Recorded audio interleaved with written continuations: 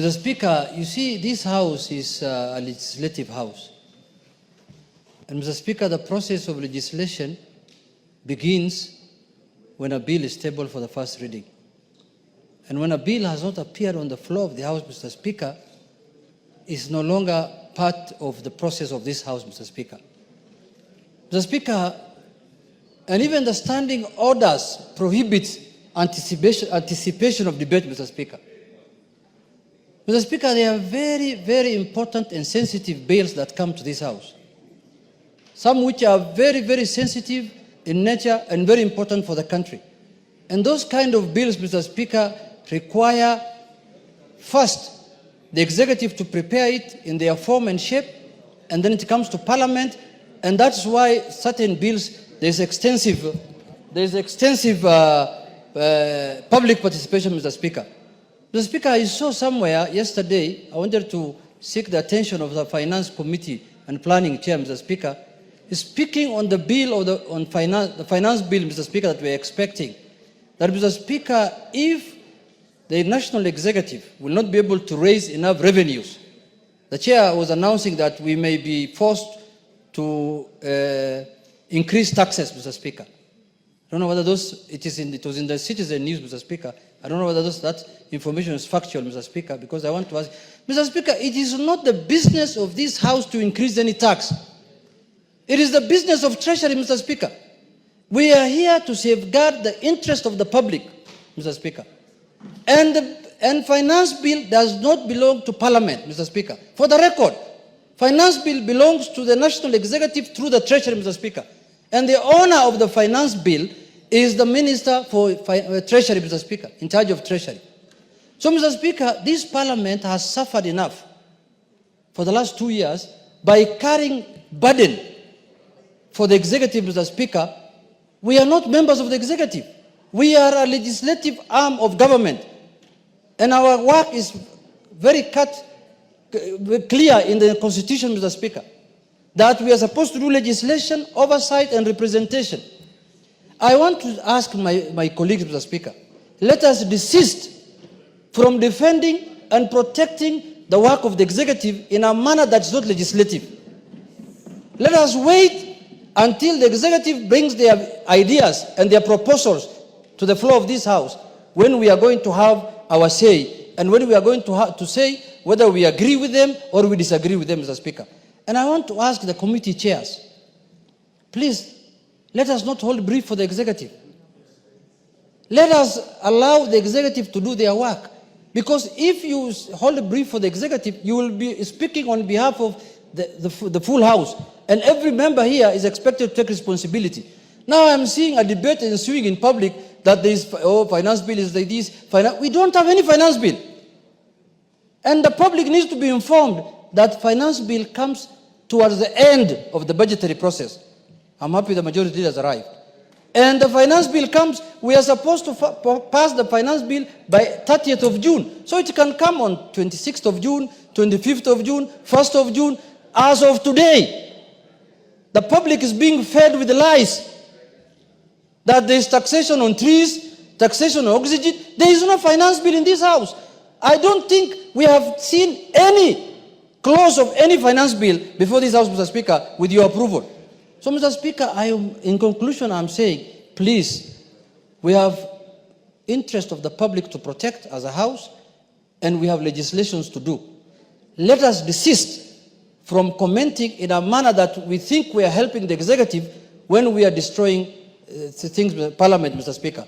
Parliament has the final say on any legislation.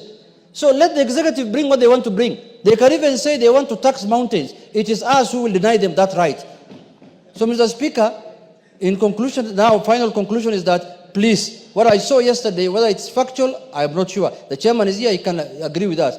But this is what we suffered last time. Because, Mr. Speaker, last finance bill, through the leadership of the majority leader, we ended up withdrawing all the offensive clauses of the finance bill as a House. But the lies went ahead of us. And by the time the truth arrived, people were invading Parliament. So this time, we want to do things in a manner that is in tandem with what the House of Parliament is expected of, by engaging the public, and we don't expect any taxation at all, because why should Kenyans be more taxed more than this? So, but those people who are propagating lies, those people who are confusing Kenyans, I don't want to name names here. I know some senior members of the society who are lying to Kenyans that there is a finance bill. There is no finance bill before this House. Thank you, Mr. Speaker. Yes, Majority Leader. Hold your horses.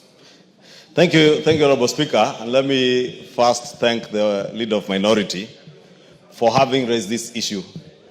And indeed, I had a discussion on WhatsApp last night, very late at night. I think it was about 1:45 a.m. with the Leader of Minority over this issue, when I saw his text and I noticed he had not slept. And we were worried, Honorable Speaker, that the same thing that happened last year is likely to happen this year if we do not stem this thing in the bud as early as now. Because as the Leader of Minority says, it is true. There are people who are propagating the lie that there is already a finance bill in the House with all manner of taxes. And you know, Honorable Speaker, where I come from, there's a saying that goes that otakanywereire do ekerita.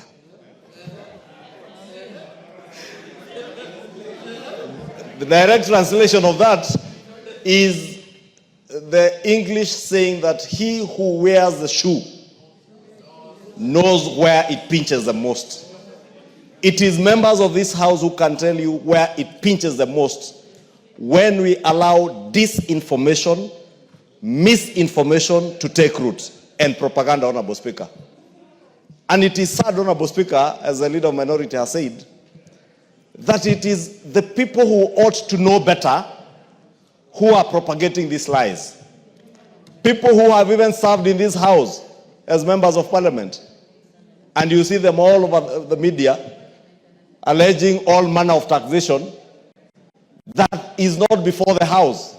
I don't know whether they work in Treasury to know what Treasury is going to bring. The National Treasury is even yet to table the estimates for the next financial year that will then inform what needs to be financed. Because a finance bill is a consequence of what is to be expended by government. Then government decides this is how we intend to raise revenue. And that is why is a statement on revenue raising measures that the Cabinet Secretary comes to read in, at the beginning of June. Therefore, Honorable Speaker, it's just to implore on Kenyans. One, not to believe the lies. Two, to fact check. Honorable Speaker, last year, 2024, Kenyans were fed with all manner of disinformation, falsehoods on what was contained in the finance bill. The few offensive clauses that were there in the finance bill, a week or 2 weeks before consideration of that finance bill in this House, none other than the chair of the Finance Committee informed the country of all the retinue of amendments that were being proposed to deal with those things that Kenyans considered offensive, like taxation on bread. You remember the taxation on motor vehicles, and all those things were removed. But Kenyans ended up saying, reject, do not amend. Honorable Speaker, if this House is told to reject every law